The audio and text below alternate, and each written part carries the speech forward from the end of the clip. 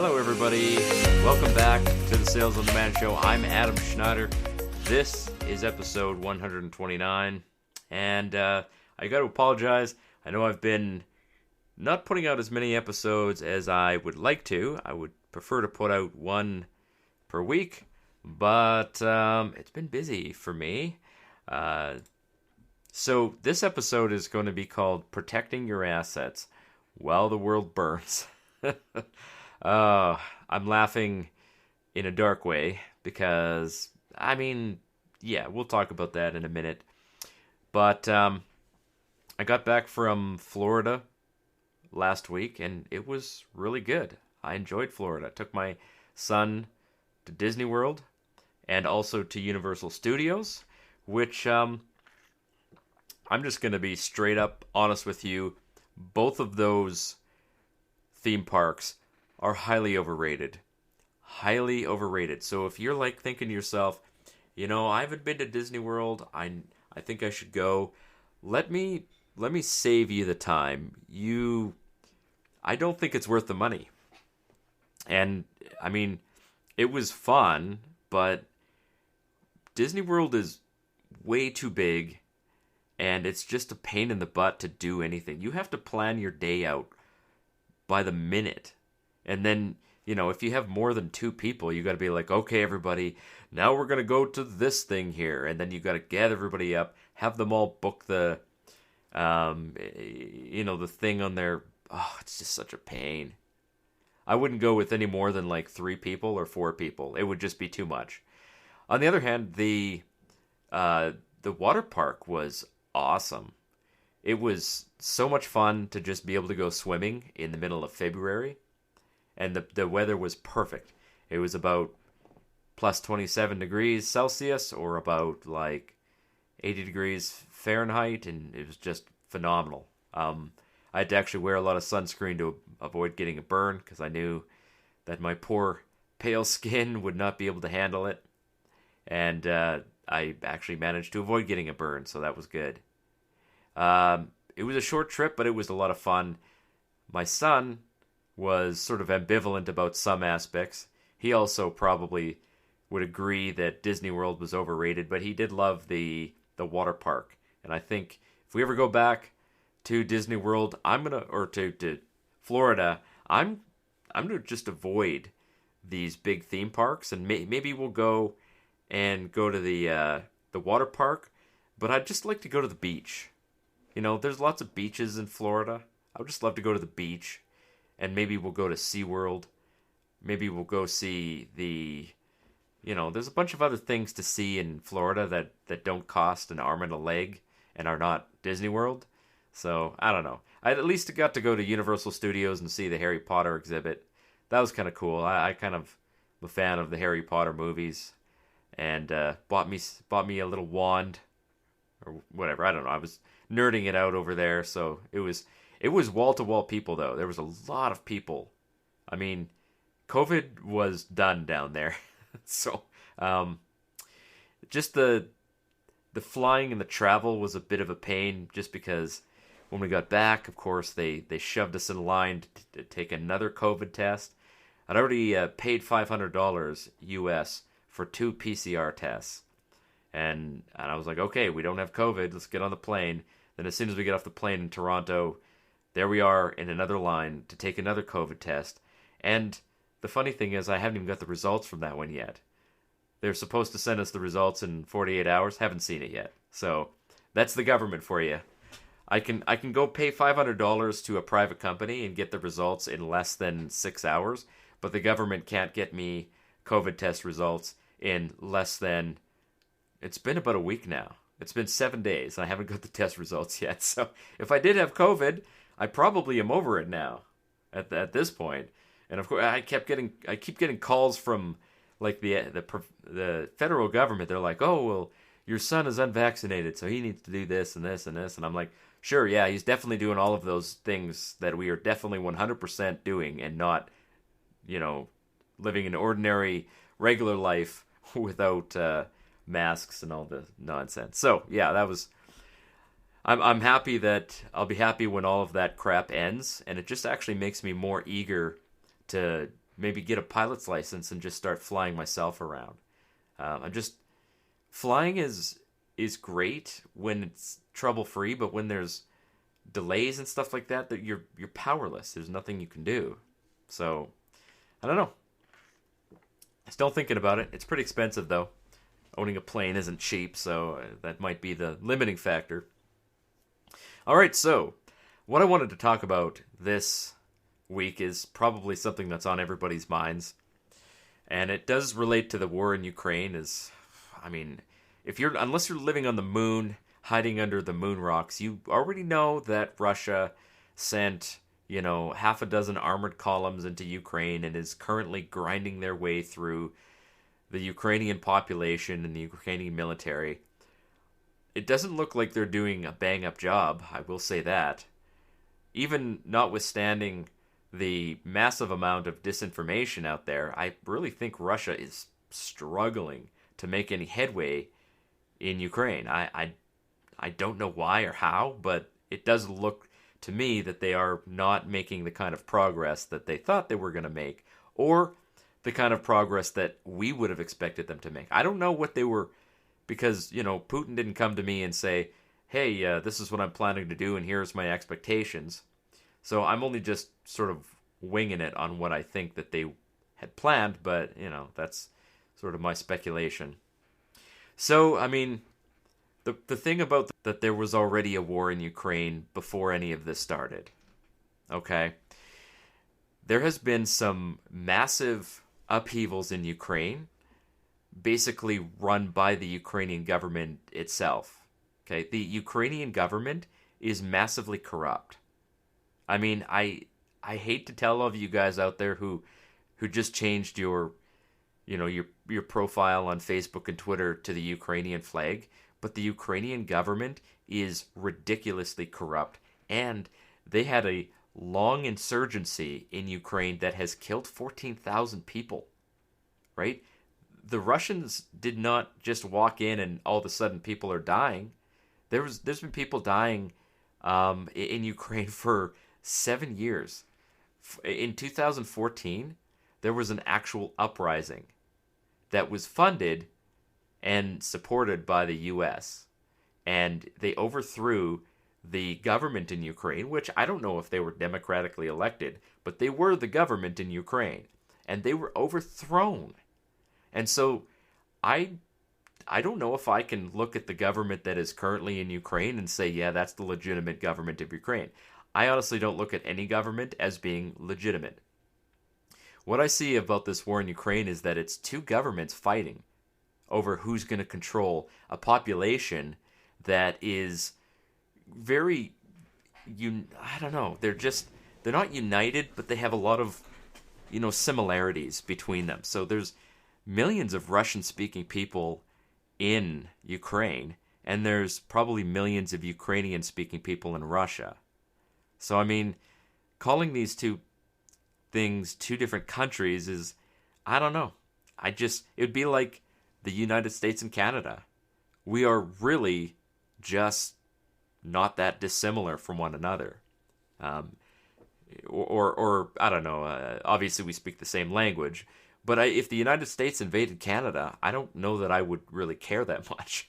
I don't care about the government of Canada. If the government of Canada collapsed tomorrow, I'd probably have a party. I'd buy an ice cream cake and celebrate that. I don't care about the federal government of Canada. I don't want Canada to be one nation. I don't think that Canada is anything special.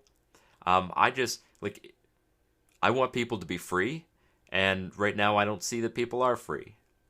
So this whole thing in Ukraine is very complex. And of course everybody's like, oh, Russia sucks, Russia sucks. Yeah, they probably do suck. But so does Ukraine. The governments do anyway. And you know who's really suffering because of this? The civilians. Yeah, the civilians always suffer. So they're being murdered and blown up and exploded. And then, of course, this is the worst part, but people think it's the best part. They're sending regular civilians into war with no training and no preparation. Like, there's, bands of women and men who are like, we're the freedom fighters. We're going to fight against the Russians. Those people have very little chance of success, right? This is why 14,000 people are dead already in Ukraine. And I'm not talking in the latest round of fighting. I'm talking since 2014. People have been fighting to be, like, separate in Ukraine. Like, there's regions that don't want to be part of Ukraine, or at least some of the people in those regions don't want to be part of Ukraine. Honestly, if the governments of both countries collapsed, I think this war would end in a heartbeat. And I know I'm probably going to catch some flack for saying this, but here's my take on this.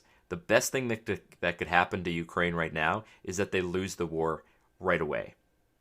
They just, like, if they lose the war right away, then Russia controls the territory and people stop dying. Or at least, fewer civilians will die, because that's basically what's happening right now, is that civilians are resisting. They're trying to go and, fight tanks with Molotov cocktails. I gotta tell you, listen, you might think a Molotov cocktail will take out a tank. You've been watching too many movies. That's not how it works. A Molotov cocktail has a range of like 4 meters, whatever you can throw. And then you gotta light that thing on fire first. Okay? An armored vehicle, even an old armored vehicle, like a BRT, which is a Russian armored vehicle that has troops in it. It's an armored personnel carrier, or a BMP, or a T-72, which is sort of the most common Russian tank. They have machine guns on top of them. They have night sights. They're armored. The chances of a civilian taking out a tank is basically 100 to 1. They're gonna destroy you before you even get close. And there's already been video of civilians basically getting torn apart by Russian tanks or Russian armored vehicles. So this is a mess, right? And honestly, the best thing that a civilian could do is just get out of there. Get out of the fighting region, hide somewhere for a little bit, and then when things die down, maybe come back and try to resume a normal life. But I don't advise anybody to fight against the Russians, because you're probably going to die. And I don't know what you're dying for, right? Your country doesn't become free just because it's controlled by the Ukrainian government. So this is two governments fighting. Let them fight. Let the soldiers battle it out. Don't jump in there with both feet and get yourself killed over nothing. Now, protect your family, of course. And this, you know what? I'm starting to see the same thing for me. Like, if the United States invaded Canada, I don't know that I would go and fight for it. I mean, if a foreign country invades my country, yeah, I'll fight. But I mean, honestly, I don't even know about that, right? I don't necessarily think that being under the control of the United States is worse than being under the control of Canada. So it's a complex situation, and like thousands of people are going to die. And here's the problem, is that the United States is destroying its currency in this fight. So here's a couple things that have happened very recently that are very bad for the US dollar. First of all, Russia has a lot of dollars and other currencies saved up, right? Because they've been selling oil and natural gas to other countries. The problem is that those other countries are not allowing Russia to use their dollars. So the question is, why would any country like China or any other country, why would they continue to accumulate these currencies? Did you guys know that China buys a significant amount of the United States debt? I mean, the United States is funded on debt. This is a fact. This isn't speculation. This isn't a conspiracy theory. The United States is funded, the federal government is funded and run on debt. The United States is a debt-based economy. There is now $30 trillion worth of just federal debt. The overall debt is probably somewhere in the neighborhood of $100 trillion. There isn't even that much money in circulation. There's probably less than a third of that in circulation. So that debt is never going to get paid off. It has to keep growing, or we have what's called deflation, and the money supply will dry up, and that's really bad. But it's not as bad as hyperinflation, I'll tell you that much. So, I mean, the U.S. economy is funded by debt, and it's funded by other countries that buy that debt, as well as, the Federal Reserve buys the debt or monetizes the debt, which is basically called printing money. China owns probably $1 trillion worth of U.S. treasuries. I'm sure Russia owns some too. I mean, Russia is a net positive country. Like they don't, as far as I know, they don't run a deficit in their. I don't know, but I'm speculating they probably don't run a huge deficit like the U.S. does. Now, here's what's going to happen if the United States dollar does not remain as the world's reserve currency. The U.S. economy utterly collapses. And I mean like, not like a recession or a depression. I mean like the federal government ceases to exist. Now, I don't know, maybe that's a good thing in the long run, but they are hastening this by playing these games, these financial games with these sanctions, right? So the U.S., not the U.S., but Russia has been cut off from using MasterCard and Visa. So that's a permanent thing, right? They're not going to go back to using those systems. If they know that you can get cut off from using those payment systems, why would they ever go back to using them? So now the full faith and credit of those payment systems is in huge doubt. So why would China do that? Why would any other country remain on the SWIFT system or keep using Visa and MasterCard if they know that they're going to get cut off in the event of some kind of like military sanction? Now, do they deserve some kind of punishment? The government certainly deserves the punishment, but we're not punishing the government of Russia. The government of Russia was prepared for this. They're fine. Putin hasn't lost a single calorie of food because of these sanctions. He doesn't care. He knew that they were going to sanction him. He probably even wanted it. So, yeah, the ruble has taken a dive. But Russia has lots of oil and gas to supply its own needs. And they're going to start isolating themselves financially from the rest of the world, which means they're going to stop owning U.S. dollars. And other countries, too, are going to start divesting or selling their U.S. dollars. The U.S. dollar is probably going to hit the skids pretty soon. I would be amazed if this does not like really just straight up devalue the dollar significantly. Maybe they'll find some way to save it, but this is a dangerous game to play. This is maybe the beginning of the end for the U.S. dollar. I don't know. Like I've thought about this a lot, and I've looked at prior events in history and thought, oh, this is the end of the U.S. dollar. And I was wrong back then. But I don't know. I mean, it can't continue forever. It just cannot continue forever to do this. We've seen 10% inflation this year, which is a lot. That's a lot of inflation. Now, today, I want to talk about protecting your assets, right? Now, I am on track this year to make a record amount of money. A record amount of money. The problem is that it all comes to me in, paper.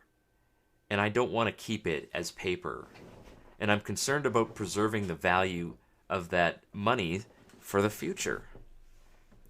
So here are some ways that I plan to preserve my money, my things, and investments that I plan on getting involved in. So I'm going to talk about 8 different investments that I have got going on that I like.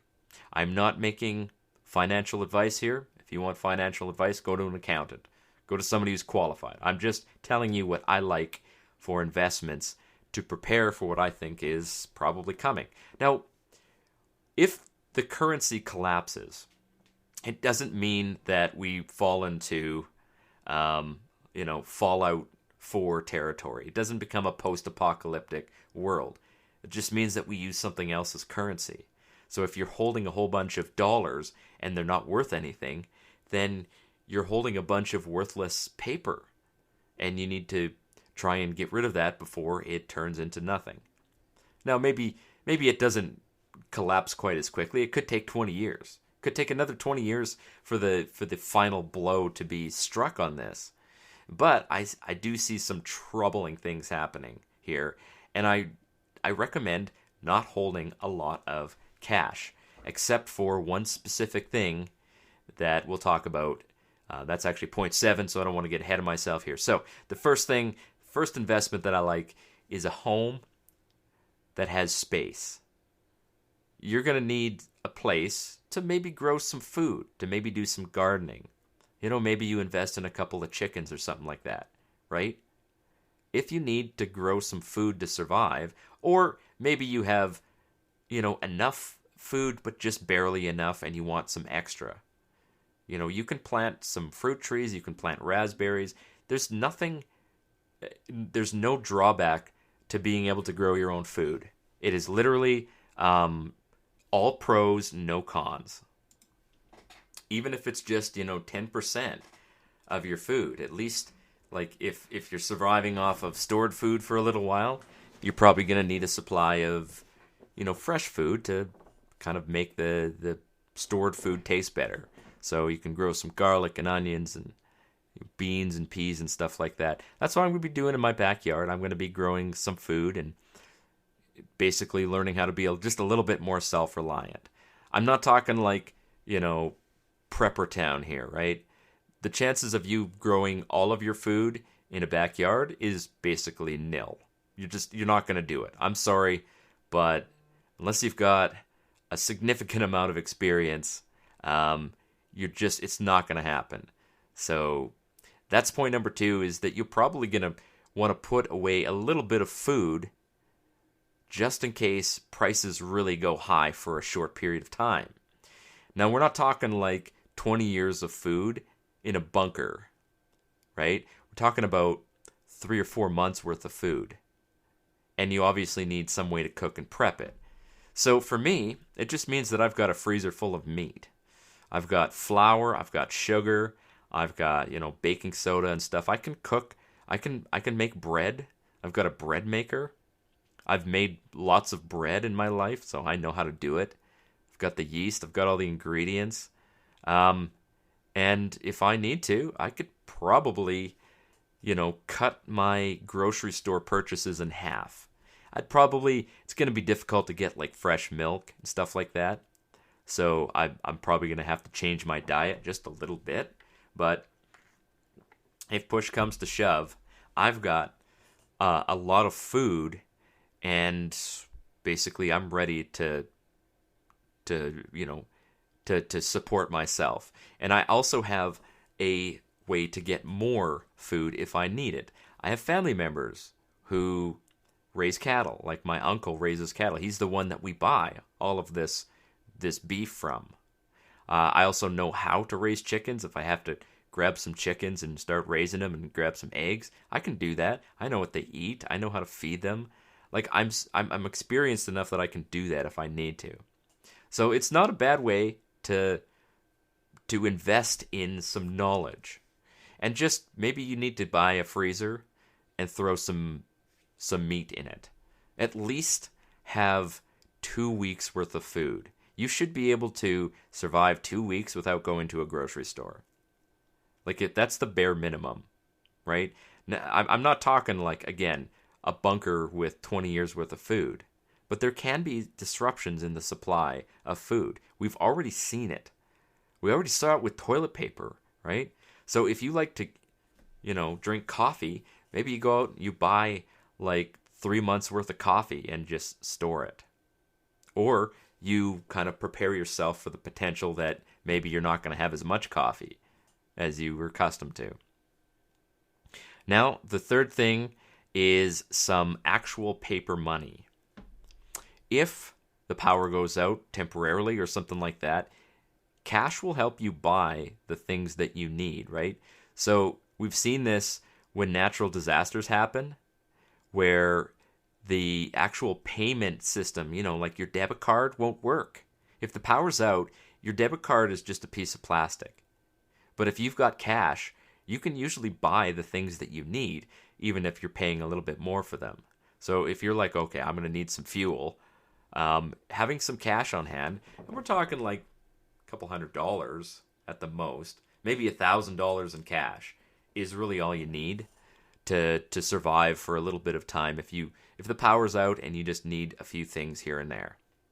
I don't know what could happen. I'm not talking about like doomsday preppers here, right? But having some cash on hand for emergencies is never a bad idea. Number 4 is I own some gold and silver, just because I'm hedging my bets. Gold is actually really undervalued right now, and silver is even more undervalued. So I'm going to be doing another silver purchase here pretty soon. And the best thing about silver is that it is really divisible. Like silver 1 ounce coins are easy to transport. Like if you needed to trade with somebody and you said, I got some silver coins here. They're worth about $30 cash.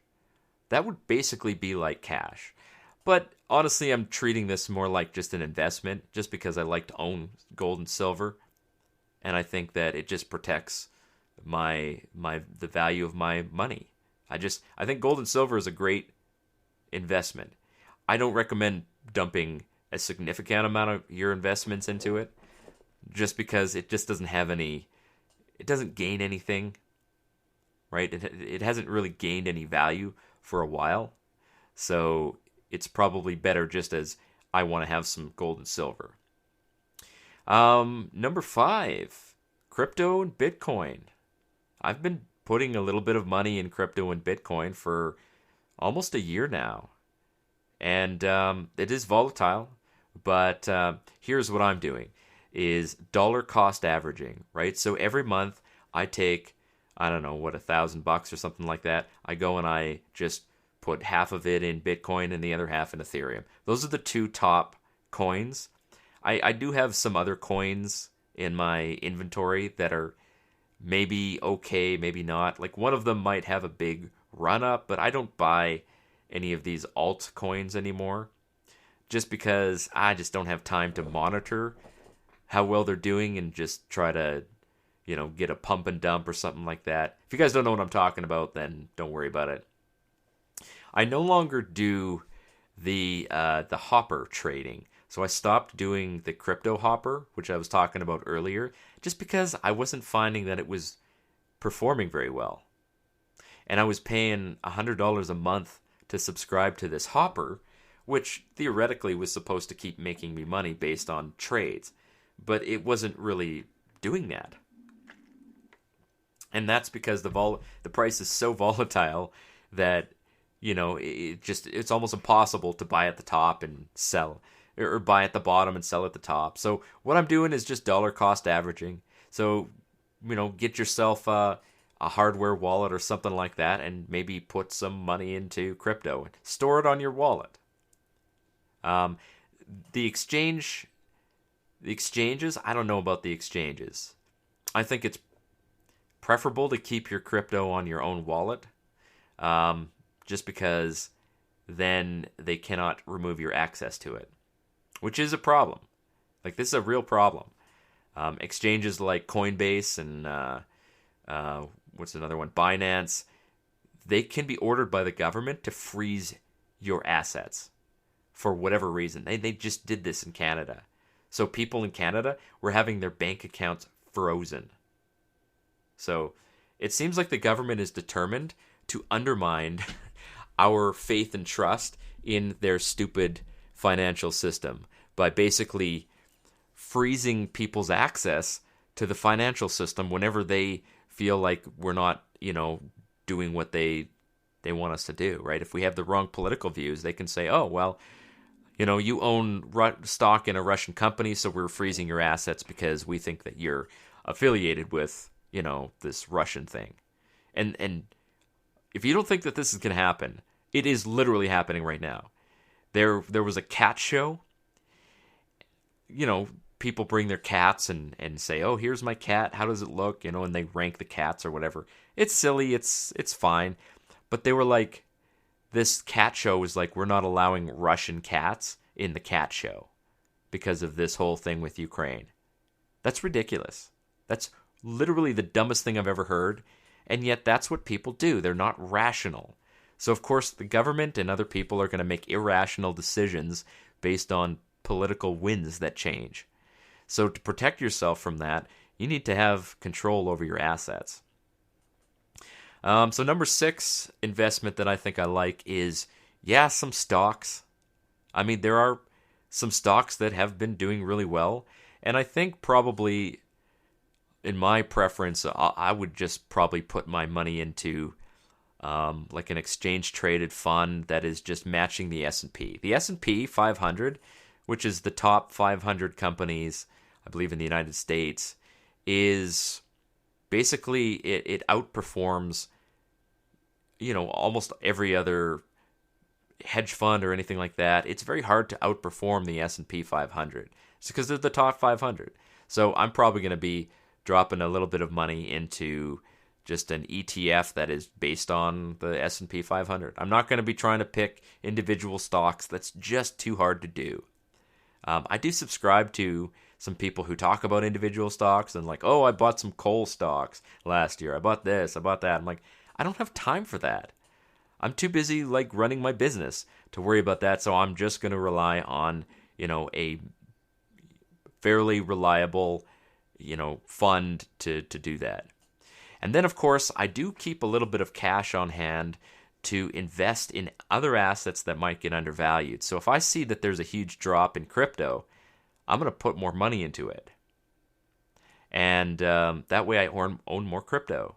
Same with gold and silver. If I see a big drop in silver, I'm going to put more money into it. So I have been holding a little bit of cash in reserve just because I think that in the short term here, there are some assets that I could probably snap up and get them for cheap. But then I'm going to hold them for a long time. Now, the last thing, number 8, this is important, guys. If nothing else, make sure you invest in this. And what I'm about to tell you here doesn't cost you any money. So you need to invest in getting to know and loving and caring for your neighbors and friends. I know that sounds cheesy, but if things hit the fan, your neighbors, your friends, and your family are the ones who are going to be there for you to support you. You cannot simply isolate yourself from the rest of the world and expect to just coast on whatever you've stored up or whatever you've got. You absolutely must, band together with your neighbors for protection and for companionship. Right? We need people. We need to be part of a community. And I guess this does tie into the last episode where I was talking about living in a small town. I basically know all of my neighbors. And I chat with them as often as I can. I will message them or something like that. Or I have a 93-year-old neighbor who, she knew it was my birthday, and she brought over a basket of raspberries. And I plan to go over there this year, and I'm going to say, hey, listen, do you need some yard work done? Like, I've got a kid here who's really good at yard work. I'm going to send him over, and, maybe I'll come too, and maybe we'll trade for some raspberry bushes. We need to get back to that kind of living, because that is how people have survived for thousands of years. Maybe in the modern age, we've all become like internet dungeon dwellers where our entire life is online, or maybe, 1/10 of our life is the real world and 90% of it is online. But that's not good. That's not a good thing. That's not the way that you build communities. And honestly, we need physical companionship with people to survive. You just cannot survive with just internet friends. It's good to have internet friends, but you can't just have internet friends. You need people in the real world who can support you when you need it. So I do the best I can. When I know that somebody needs something, I send it to them. And I've, especially in this last couple years, I've had friends who are like, my gosh, I can't pay my phone bill, or I can't pay my electricity bill. And I'm just like, hey, listen, let me help you out with that. Like, I've got money here and you need money, so why don't I just send you a little bit? And those people, those are people that if I need something, I know that they'll be there for me too. So invest in your neighbors, your friends, your family, even if it's just emotionally investing in them. Just be there, communicate with them, get to know them, and support them in what they're doing, because then they'll be there to support you if you need it as well. This is always good advice.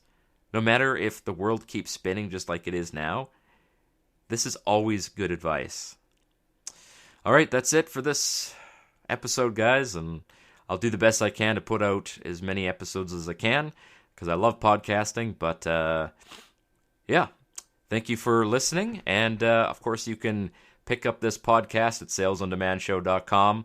If you're looking to do what I do, you can find out more by going to salesondemandshow.com/start. You get some free videos from me on that, on how I started basically my print-on-demand journey, and you can follow the same pathway as I do. All right, cheerio.